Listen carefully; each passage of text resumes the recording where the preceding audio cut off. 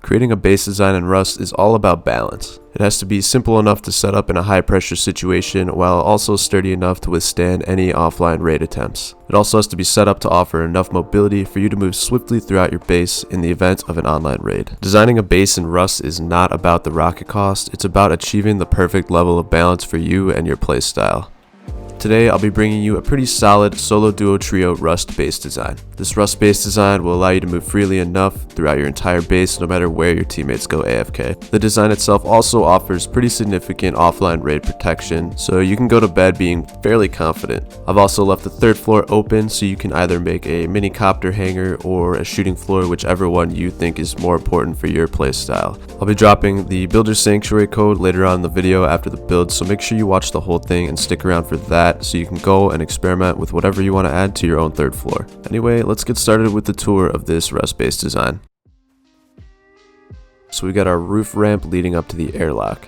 Inside the airlock we've got some drop boxes just so you can depot and get right back into the fight. We've also got a shotgun trap, hopefully at head level, which will kill anyone trying to hop in your doors. Next we've got our research table and a couple more drop boxes. And heading deeper into the main section of the base, we've got 3 garage doors separating each side. In this room we've got a little bit more drop box storage just for your primitive gear. We've got a shotgun trap guarding the roof chute and another one underneath the chute just in case one gets destroyed. And now onto the rest of the main floor. You might have noticed a lot of empty space. That's so you guys can place whatever type of deployables or bags you want in here. In this room we've got our mixing tables so you guys can make your extra HP potions or whatever other kind of drugs you're trying to take these days. Down here we got the drop down chute. You can put a ladder hatch or ladder. I'd prefer a ladder hatch. In this square room we've got all the bags for your homies, and then past this garage door we've got some more storage for all your dank loot that you're going to accumulate using this base. Past this next garage door we've got our furnaces and the main core. There's a decent amount of storage in here. Obviously, if you want to use shelves or anything, you could probably fit more. It's all up to you. Arrange it how you like, but this is what I've presented to you today. And here we've got the upkeep. It's about 2,000 stone, 33 high quality metal, and about 1,300 metal frags. Definitely pretty affordable for any solo, duo, trio, or quad. As far as build cost goes, it's also very affordable as well. With a little bit of effort, you can easily complete this base design on the first day of the wipe. Anyways, that's enough talking. Let's get right into this Rust base design. Alright, so we're going to start by placing down one low triangle foundation. After that, pick any direction and put down a high square foundation. Build yourself a little 1x1 on top of the square foundation, and that'll be your starter unit. Place down your door opening outward. This will be part of the airlock later. Place down your tool cupboard long ways in the back right or back left corner, but make sure it's flat against both walls. Next, place down some boxes, a furnace, and your bag, and your starter unit is complete. If you have metal, start smelting it now. It'll be handy later. Go outside and place 2 more high foundations off the middle triangle foundation. Make sure they're stone, otherwise people will just be able to crawl underneath them. Next, seal off the middle triangle with some door frames and a triangle ceiling. Make sure you have enough wood for 2 more double doors as we're about to create our airlock. Make sure all 3 of your double doors are opening towards each other, and it'll create a little triple door airlock. No one can squeeze through, and you can't squeeze your partners through either. This will be useful if you have to fight off any door campers early in the wipe. Just make sure they don't get in. As of right now, your base should look like this. Once you're ready to expand further, look at your main loot room and then add another 1x1 on the square to the left. This room right now will be used for a workbench and some sleeping bags. As fun as the primitive stage in Rust can be, no one wants to stay there forever, so go get yourself some furnaces and start smelting your metal. You can place the furnaces in the middle triangle. Position like this and they won't get in the way at all, and you can walk right over them just like a normal floor. You'll probably want a little more loot space at this point as well, so place down a large box right in front of your TC like this. Make sure it's straight against the wall, otherwise you won't be able to fit another one next to it. Get rid of your small boxes and place another one just like that. You can then place your small boxes you just picked up right in front of the big boxes. If you can't be bothered to pick a box up, don't place this middle one down until you have a garage door in front of the loot room. Go outside to the last remaining naked square foundation and add off 2 triangle foundations. Right to the left of this area is your main loot room, so we're going to add a shelf in there by doing this. You can then totally seal off this triangle because we'll just be using it for honeycomb to the main loot room. After this room has been sealed off, then we'll use the next triangle to create the chute to the roof. But before we do that, just seal off the rest of this ground floor with walls. And on the opposite side of this square, add 2 more triangle foundations, as this will be another loot room. Apologies in advance to any new builders if this part is a little confusing. Use the sanctuary code later on in the video and you can go look at the base yourself and answer any of your own questions, or hit the comments. And next here, you can either use a wall frame or a door frame for this chute entrance. But for the example of the video, I'm going to use a wall frame because garage doors can be sturdier than single doors.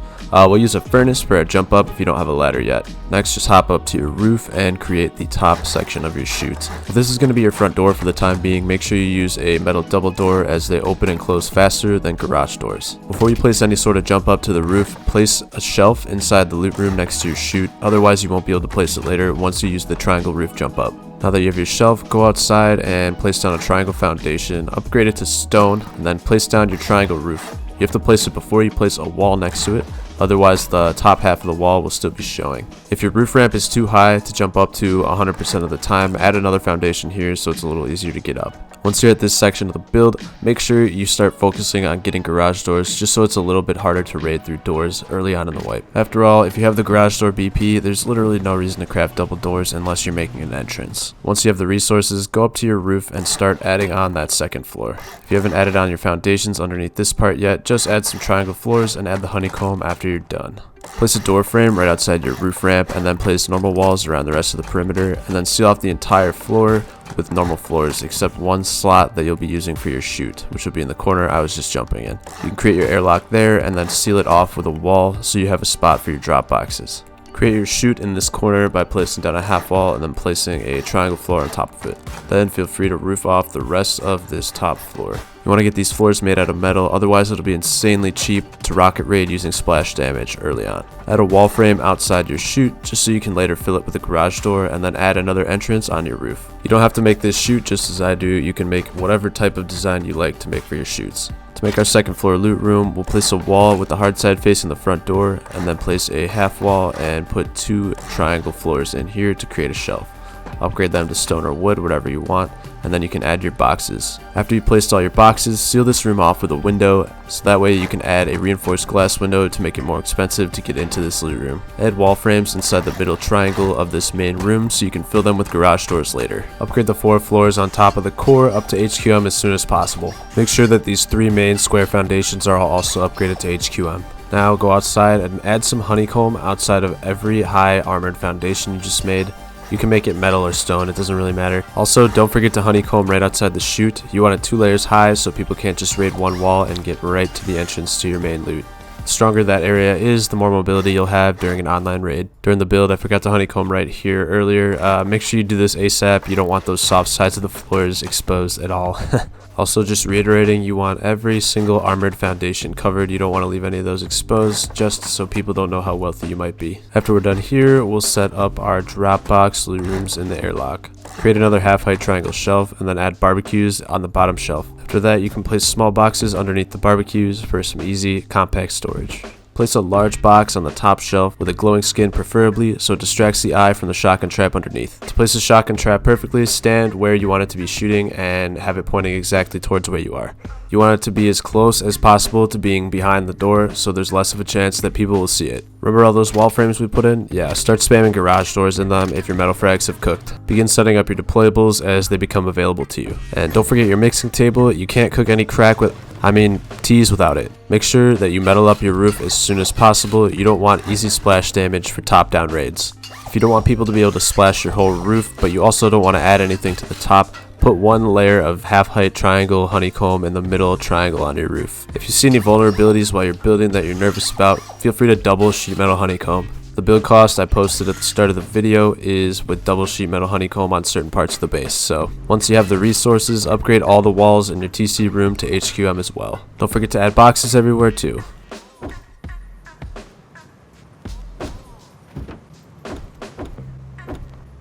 Upgrade every wall and roof that isn't HQM inside your core to at least sheet metal.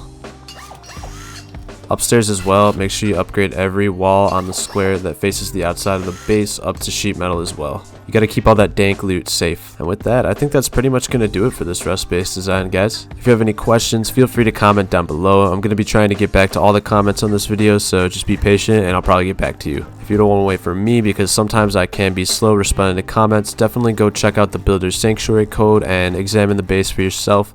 It should be a good way to answer any questions about upgrading or deployables or any of that stuff. So go check it out, and thanks for watching, guys. Peace out. Lately I've been living like I can't take a loss. They ain't wanna help me, that's what made me a boss. You can't kill my confidence, I think I'm the man. We don't give a f, that's what they don't understand. I'm back again like flu season, I broke records while loose leaf, and I'm coming now in my